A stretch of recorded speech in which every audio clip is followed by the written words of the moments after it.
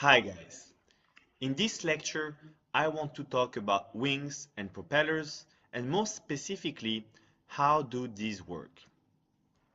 First of all, some of you might have heard about different ways wings actually generate lift and drag.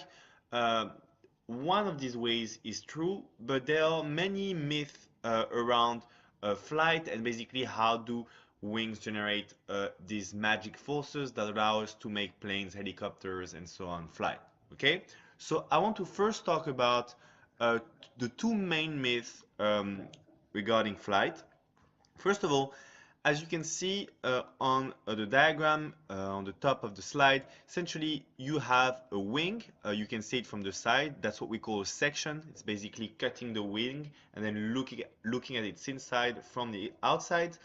And the arrows around it actually represent the airflow. Okay, and naturally liquids and fluids will tend to stick to a surface as they go along it. Okay, and as you can see here, I mean, this also is kind of a complicated subject in the sense that sometimes the airflow detaches, sometimes it doesn't, and we'll talk more about this later. But essentially here, what you can see is that on the top of the wing, you have the airflow that stays attached to the curved shape of the wing, and on the bottom, it stays flat. And the consequence of that is that on the top, you get faster moving air and therefore less pressure because, as we saw before, as air moves faster, static pressure goes down while dynamic pressure goes up, and this means that actually there's a suction created by the static pressure.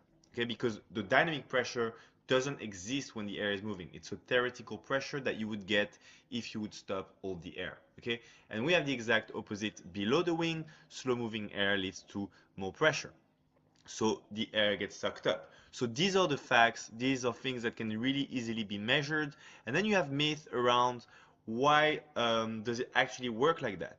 And essentially, one of these myths is that the airflow has to move faster on top because it travels further. So this implies that particles that arrive at the same time at the leading edge of the wing have to exit it at the same time as well, which is not true at all. There is a concept of continuity in fluid dynamics, but that's not really how it works because here there's nothing forcing the airflow on top of the wing to travel to exit kind of the wing at the same time as the airflow below the wing.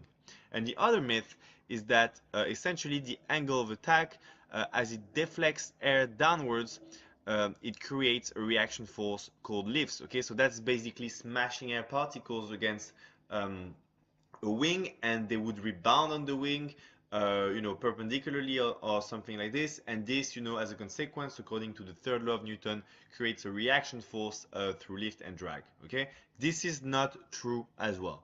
Sadly, I don't know if it's sadly, but actually in real life, it's more complicated than that.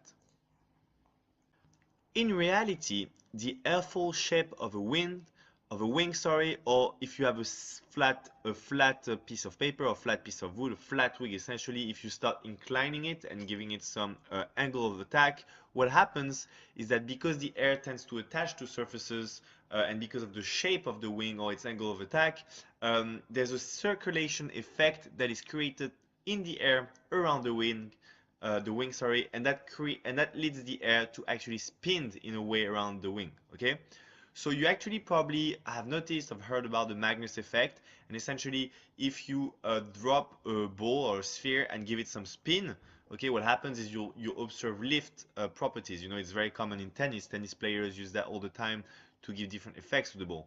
And that's basically as the tennis ball spins, it creates the air around it to circulate in a certain way that will lead to some forces. Well, a wing works the same way. It creates that circulation effect without having it spinning, simply because of its asymmetry or its angle of attack. So this spinning effect actually accelerates the airflow above the wing and slows it down below the wing. And as we saw before, as airflow accelerates, total pressure remains constant, dynamic pressure goes up, and static pressure goes down. And similarly, as airflow decelerates, total pressure remains constant, dynamic pressure goes down, and static pressure goes up. And that leads the wing to be sucked upwards through a force that we call lift due to the difference in pressure between its bottom and its top. Okay, and something very interesting that I want to talk about very quickly, if you look at the top right corner of this slide, you can see that as you increase the angle of attack, essentially the circulation effect is accelerated, which leads to more lift, and that also works if the wing is flat itself, but of course aerofoil just works way better because the angle of attack, at zero angle of attack, you already have lift effectively because it's already spinning the air. But what you can observe is that this works really well when the airflow around the wing stays attached, but at some point what happens is once the angle of attack is too high, the air around the wing will tend to separate from the wing. Okay, we'll talk about boundary layers later, and that leads to increased drag. And if the angle of attack is too high and the drag becomes too great, then stalling happens and essentially the lift force goes down a lot. Okay, so we can now talk about drag and airflow. First of all, as I just mentioned before very quickly, there is a boundary layer. And the boundary layer is a thin layer of fluid, so air in that case, that sticks to the moving object, so here the wing, okay? And that effectively changes the form of the object because this new layer of fluid around the object is seen and acts in a way as the object itself when interacting with the remaining of the air, okay? So it changes the actual aerodynamic shape of the object or the wing, okay? So that is the boundary layer and it's very important. And if you look on the diagram on the right, you can actually see again what happens when the flow detaches, when the flow stalls around the wing, and when the angle of attack is too big. Okay, and what happens is that the part of the flow that detaches is actually the boundary layer, and that creates turbulent flow, which is all the kind of vortices you can see after the wing, and this like actually extracts a lot of energy from the wing and therefore creates a lot of drag. Okay, that's because the boundary layer is detaching from the object way too high or way too early. Okay, when it's all attached, you can see we have nice what we call laminar flow where everything is attached and you get that nice circulation effect. Okay, so now looking at drag, there's different kinds of drag. First of all, we have form drag, which is the drag induced by the shape of the object and basically the vortices kind of that comes after it. Okay, is the drag that you actually calculate when you look at the frontal area of the object. Is probably one of the most important types of drag when looking at aircrafts.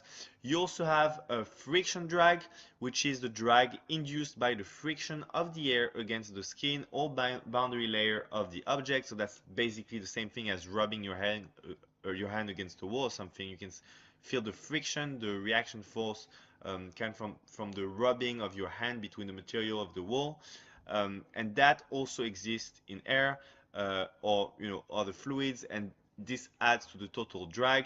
And then we have lift induced drag, which is drag induced by the flow vortices created by the pressure differential above and below the wing. Okay, and this, if you actually looked at airplane movies, when you look behind the airplane and they release some smoke, you can actually see vortices going behind the plane.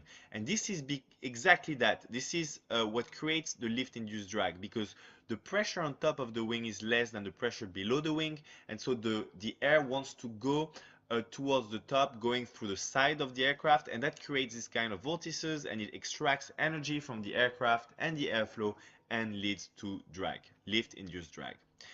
And as I just said before, past certain angle of attacks, the boundary layer separates, and that drastically increases drag, until drag is so consequent with respect to lift that the airflow actually stalls. So now that we've looked at drag and boundary layers, we can start having a quick look at wing forces. So what you can see here is the diagram again of the section of a wing. And I'm going to describe what you can see roughly. So the chord line is essentially the kind of line that is taken as the reference line when looking at a wing or an airfoil.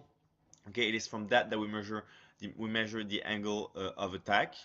And the angle of attack is measured between the chord line and the relative wind. And the relative wind is the actual direction in which the wing is seeing the wind coming from, okay? Because sometimes we will be going upwards a bit or downwards a bit, and this has to be added to the actual angle of attack of the wing to see really how is the wind affecting the performance and the forces around the wing itself, okay? And then we have the center of pressure, which is basically the point from which we take all the forces acting. It's basically the point at which you can average all the forces, so drag, lift, and so on, and especially the moments acting around the wing, where everything balances basically. And you can see the lift force and the drag force, which you're very familiar with. And if you actually do the sum of the square root of the lift squared and the drag squared, so you get the magnitude of these two vectors, you will get the resultant force, which basically is the total force acting on the airfoil as it moves through air, okay? So through its motion in the air, a wing generates a resultant force composed of lift and drag whose magnitude and direction depend on its shape, of course. So that's basically the airfoil shape, and a lot of work actually went into this as we developed airplanes and helicopters a long time. Its angle of attack, okay, as we saw, increasing it will tend to increase lift and also drag until a certain point where the boundary layer separates too much and the drag becomes too consequent with respect to lift. And finally, the velocity of the airflow. So the faster you fly, the more lift and drag you will get. But that's very interesting because as you get closer to Mach 1, so the speed of sound, the drag will actually increase a lot more than lift, and that's basically the wall that represents the speed of sound. And interestingly, to deal with that, we have to change the shapes of wings, and they become kind of in the form of diamonds. But we won't treat that in this course as it's not relevant here. But you could I advise you, if you're interested, to have a look at supersonic and hypersonic aerofoils. They look a lot different than the subsonic normal ones you're probably familiar with. So this finally leads us to propellers. What are propellers? Well, propellers are a set of rotating wings, okay? Each wing being a blade, each blade being a wing that is rotated very fast to create all the forces we've just seen, which are lift and drag, thanks to the effects and physics we've just seen, okay? And you can see again, thanks to that diagram, we have a chord line, we have an alpha angle, which is the angle of attack with respect to the incoming wind, and this actually comes from the inclination of, so the pitch of the wing, and the actual velocity of it coming due to the rotational velocity induced by the rotation of the propeller and the axial velocity and so on. So we'll look more into that later, but that's basically what a propeller is. It is blades that are wings that are assembled and rotated very fast to create these forces. So propellers actually require torque to generate thrust, and that's basically because it needs to compensate for the drag that it creates as it moves through as the wings are moved, or the blades are moved through the air. And of course, propellers allow to exploit the lifting properties of wings on a static machine. So the machine can be staying still, and we can just rotate the wing to create lift and drag. We don't have to move the whole machine like for an aircraft or a rocket to get this lift and drag properties. So this concludes this lecture. I hope I made it clear enough. If you have any questions, guys, please don't hesitate to contact me. Thank you very much.